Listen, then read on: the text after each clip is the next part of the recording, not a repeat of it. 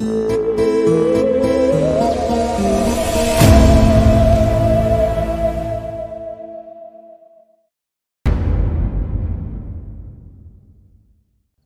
रात का वक्त था।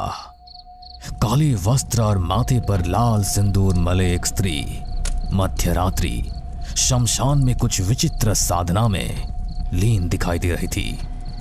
उसके सामने कुंड में अग्नि जल रही थी। गले में नरमुंड की माला थी।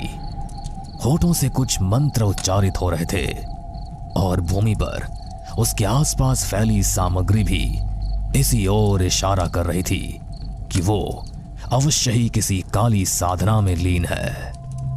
काफी देर तक अपने तंत्र मंत्र में लीन रहने के बाद वो अपनी आंखें खोलती है। उसका चेहरा किसी मायावी रोशनी से प्रकाशित हो रहा था और आंखें ऐसे लाल चमक रही थी जैसे उनमें कोई दीपक टिमटिमा रहे हो। एकाएक उस स्त्री का शरीर अकड़ने लगा और उसके मुंह से कुछ अजीब सी आवाज सुनाई देने लगी। ऐसा लगता था कोई काली शक्ति उसके शरीर को अपने कंट्रोल में करने की कोशिश कर रही है।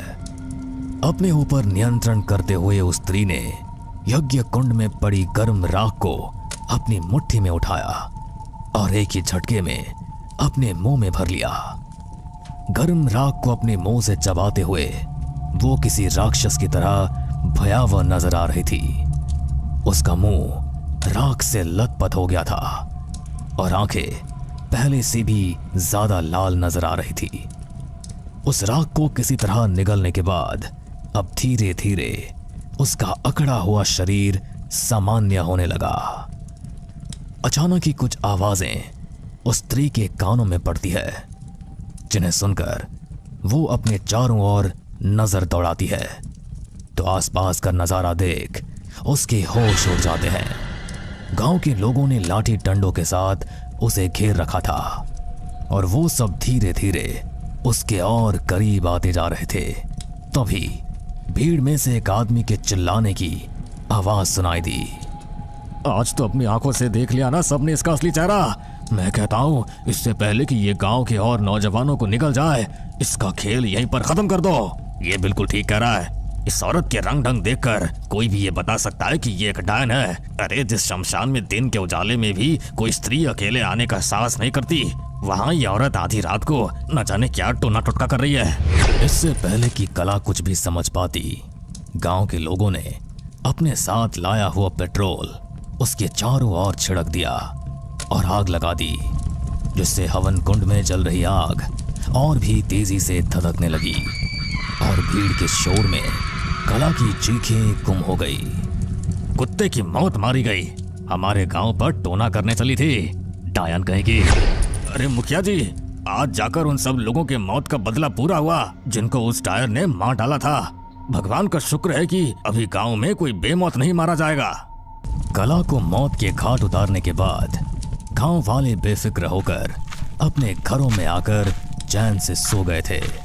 अगले कुछ दिनों तक गांव में कला की मौत चर्चा का विषय बनी रही। हर किसी की जुबान पर कला की ही कहानी थी। कुछ दिन बीत गए थे। सर्दियां धीरे धीरे रफ्तार पकड़ रही थी। वो शायद अमावस्या की रात थी। मोहन अपने कमरे में गर्म कपड़े पहनकर बस अड्डे की तरफ जाने की तैयारी कर रहा था कि अचानक उसे अपने आंगन से किसी बिल्ली के रोने की भयानक आवाज सुनाई देती है। सुनिए जी, इस बिल्ली की मनहूस आवाज से तो मेरी आंखों की नींद भाग गई है। आप जाकर भगाइए ना इसे, उसके बाद अपनी बस पकड़ने जाना। पत्नी की बात सुनकर मोहन एक डंडा लेकर अपने कमरे का दरवाजा खोलता है और आंगन की तरफ जाकर डंडा खटखटाने लगता है। तभी उसे अपने सामने एक काली बिल्ली नजर आती है, जिसकी आंखें हरे रंग की थी और किसी हीरे की तरह चमक रही थी। बिल्ली लगातार मनहूस आवाज में रोती ही जा रही थी और मनोज को घूर रही थी। मनोज बिल्ली को डंडा दिखाता है तो बिल्ली गुर्राते हुए उसके डंडे पर छलांग लगा देती है, जिससे घबराकर उसके हाथ से वो डंडा छूटकर नीचे गिर जाता है। बिल्ली के इस तरह से हमला करने के कारण मनोज बुरी तरह से घबरा जाता है और वापस अपने कमरे में लौट जाता है। अरे इतना भी क्या घबरा रहे हैं, बिल्ली ही तो थी। जंगली जानवरों का कुछ पता थोड़ी ना रहता है। और वैसे भी अब उसकी मनहूस आवाज आनी बंद हो गई है, लगता है भाग गई। आप जल्दी से निकलिए, वरना रात वाली बस छूट जाएगी तो फिर अगली सुबह सवेरे ही मिलेगी। मनोज अपनी बहन से मिलने शहर जा रहा था, जिसके लिए उसे आज रात को ही बस अड्डे से बस पकड़नी थी। पत्नी के समझाने के बाद वो बाइक से बस अड्डे के लिए निकलता है तो गांव के बाहर पुलिया पर एक बार फिर से उसे वही हरी आंखों वाली बिल्ली नजर आती है, जो कुछ देर तक उसके सामने खड़ी रहकर गुर्राती रहती है और फिर वहां से गायब हो जाती है। अगले दिन सवेरे। अरे पूजा, तेरे मनोज का शव मेरे खेत में पड़ा मिला है। पूरा शरीर नीला पड़ा हुआ है, लगता है किसी ने खून चूस लिया हो। हरिया की बात सुनकर पूजा पछाड़े खाकर रोने लगती है, लेकिन कोई भी ये नहीं समझ पा रहा था कि आखिर अचानक मनोज को हुआ क्या था। धीरे धीरे 1 महीना बीत गया। आज फिर से अमावस्या की रात थी। गांव में रहने वाला हरिया देर शाम अपने खेत से गांव को लौट रहा था कि तभी उसे पुलिया के बीचों बीच एक काली बिल्ली दिखाई देती है। बिल्ली की हरी आंखें किसी कीमती मणि की तरह जगमगा रही थी। अचानक ही बिल्ली उसे देखकर बुरी तरह से गुर्राने लगी। बिल्ली को इस तरह से उसकी ओर गुर्राते देख अब तो हरिया को थोड़ा डर लगने लगा। वो किसी तरह उसे वहां से भगाता है और तेज कदमों से अपने घर लौट आता है। क्या बात है, ठंडे मौसम में भी पसीने से भीगे हो? सब ठीक तो है ना? न जाने कौन भला पीछे पड़ी थी आज। बाल बाल बच गया। पुलिया से एक काली बिल्ली पीछे लगी हुई थी। इतना भगाया लेकिन बार बार मेरे सामने आ जाती। मुझे तो वो कुछ और ही लग रही थी। अरे भगवान का नाम लो जो आप घर पहुंच गए।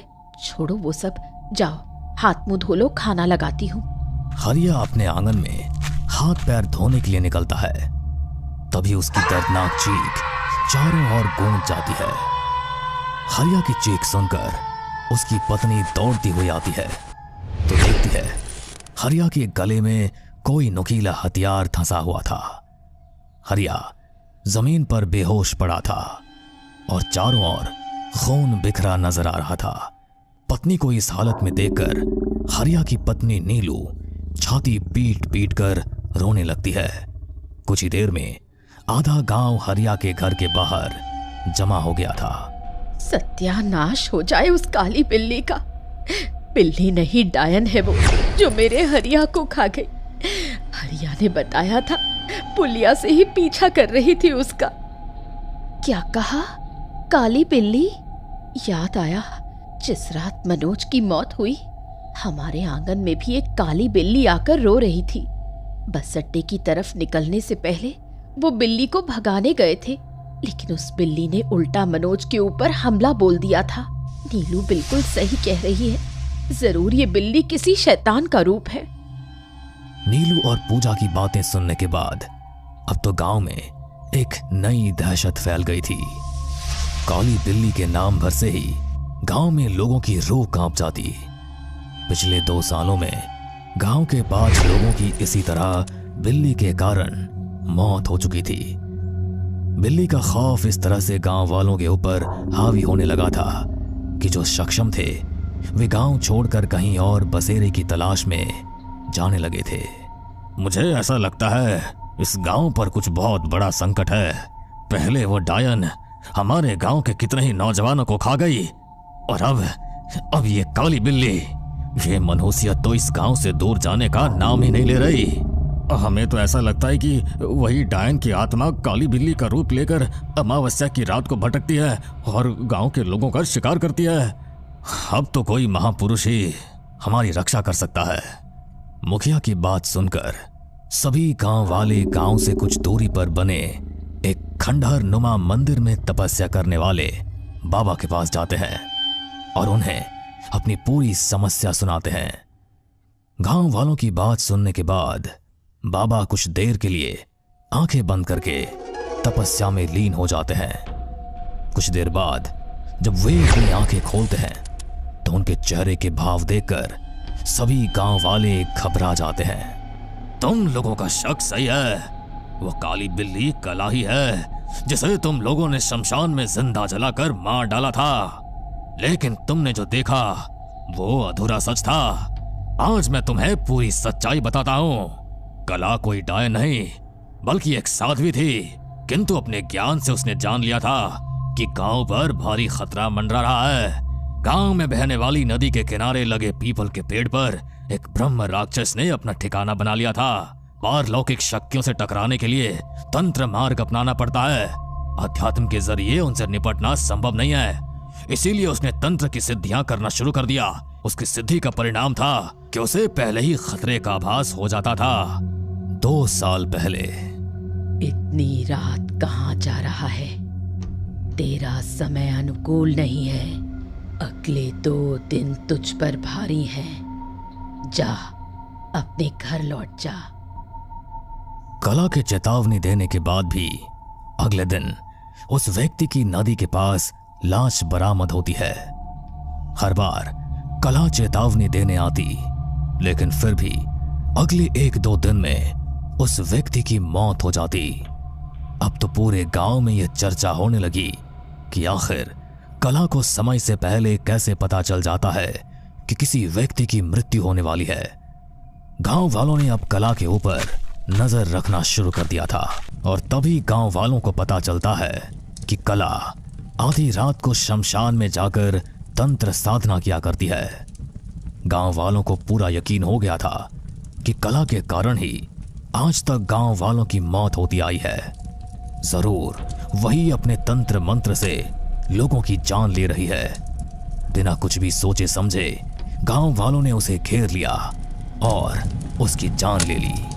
अभी तो आपने कहा कि कला एक साध्वी थी और वो गांव वालों की भलाई चाहती थी, तो फिर अब काली बिल्ली बनकर क्यों गांव के लोगों की जान ले रही है? देखिए, हम उससे माफी मांगने के लिए तैयार हैं, लेकिन आप कुछ ऐसा करिए कि गांव को काली बिल्ली के श्राप से मुक्ति मिल सके। तुम अभी भी उस पवित्र आत्मा को गलत ही समझ रहे हो। वो काली बिल्ली बनकर आज तक गांव में भटक जरूर रही है, लेकिन आज भी वो गांव वालों से बदला लेने नहीं बल्कि उन्हें चेतावनी देने के लिए आती है। गांव वालों को ब्रह्म प्रेत के शिकार से बचाने के लिए वो नदी की ओर जाने वाले रास्ते के मार्ग में आकर खड़ी हो जाती है और पूरी कोशिश करती है कि तुम लोगों की जान बच सके, लेकिन तुम लोग उसकी चेतावनियों को समझने की बजाय उसे ही खतरा समझ रहे हो। गांव वालों को अपनी गलती का एहसास हो गया था, लेकिन जो गलती उनसे हुई थी उसका न कोई पश्चाताप था न ही कोई माफी। तुम्हारे गांव को उस काली बिल्ली से नहीं बल्कि ब्रह्म प्रेत के श्राप से मुक्ति की आवश्यकता है। वो तो गांव की रक्षा करने के लिए यहाँ मंडरा रही है। जब तक वो ब्रह्म प्रेत इस गांव में है, कला भी बिल्ली बनकर यहीं भटकती रहेगी। सुनो, ब्रह्म प्रेत को हराना इतना आसान नहीं होता, लेकिन तुम उसे शांत करने के लिए प्रार्थना अवश्य कर सकते हो। जाओ, आसपास के गांव के 111 पंडितों को ढूंढ कर लाओ। जब इतने पंडित एक साथ उसकी आत्मा की शांति के लिए मंत्र उच्चारण करके हवन करेंगे और उसे उसका ब्राह्मण धर्म याद दिलाएंगे, तो संभव है कि वो अपना उग्र स्वभाव छोड़कर शांत हो जाए और फिर गांव वालों को कोई नुकसान न पहुंचाए। लेकिन हम बस प्रयास कर सकते हैं, बाकी जैसी प्रभु की इच्छा। बाबा के बताए अनुसार गांव के सभी पंडित मिलकर पीपल के पेड़ के पास एकत्रित होते हैं और शांति पाठ करना शुरू कर देते हैं। मंत्रों की पवित्र ध्वनि, शंखनाद और हवन कुंड से उठते सात्विक प्रकाश का प्रभाव ये होता है कि ब्रह्म प्रेत के उग्र मन को शांति मिल जाती है और वो मानव रक्त की प्यास छोड़कर उस पेड़ से हमेशा के लिए चला जाता है। ब्रह्म प्रेत के गांव से जाने के बाद कला की भटकती आत्मा को भी शांति मिल जाती है और उस दिन के बाद गांव वालों को वो काली बिल्ली कहीं नजर नहीं आती।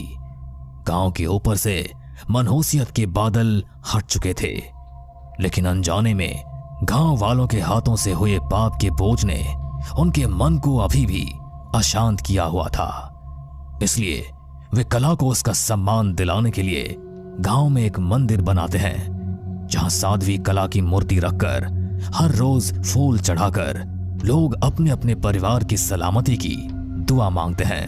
गांव वालों को पूरा विश्वास है कि साध्वी के होते उनके गांव पर कोई आपदा नहीं आ सकती। गांव के लोगों का दावा है कि आज भी उन्हें कोई विपदा आने से पहले उनके आसपास वही काली बिल्ली दिखाई देती है।